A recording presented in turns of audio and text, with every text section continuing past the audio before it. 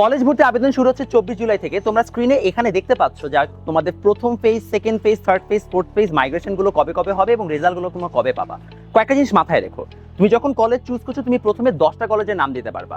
যদি তোমার মার্ক রেঞ্জের মধ্যে 10টা কলেজ না আসে কোনো প্রবলেম নাই, তুমি তখন সেকেন্ড মাইগ্রেশনে যেতে পারবা, অর্থাৎ সেকেন্ড মাইগ্রেশনে আবার আবেদন করার সুযোগ পাবা। এই জন্য তোমার জন্য ফার্স্টেই কলেজগুলো চলে আসে, এই জন্য তোমার কলেজের মার্ক রেঞ্জ অনুযায়ী, অর্থাৎ বিগত বছরের মার্ক রেঞ্জ দেখে, এবং আমি অলরেডি একটা আপলোড করেছি ভিডিও, ওইটা অনুযায়ী তোমরা আবেদন করলে তোমাদের জন্য সবচেয়ে ভালো, তাহলে তোমার ফার্স্ট মাইগ্রেশনে পেয়ে যাওয়ার সুযোগ থাকবে। সেকেন্ড ফেজ এবং থার্ড ফেজ আবেদনের সময় দেখবে একটা অপশন আসে তোমার প্রতিবারই নিশ্চয়ন করার কথা। নিশ্চয়ন মানে হচ্ছে, মনে করো তুমি 10টা কলেজের চয়েসেস দিয়েছো, তোমার চয়েস লিস্টে থার্ড কলেজটা তোমার আসছে, তোমার যদি এখন অন্য কলেজ না আসে তুমি কি থার্ড কলেজটাতে পড়বা কিনা, এটা হচ্ছে নিশ্চয়ন। তাহলে তোমার একটা সিট থার্ড কলেজের জন্য বুক করে রাখা হবে, দেন সেকেন্ড মাইগ্রেশনে পাঠানো হবে।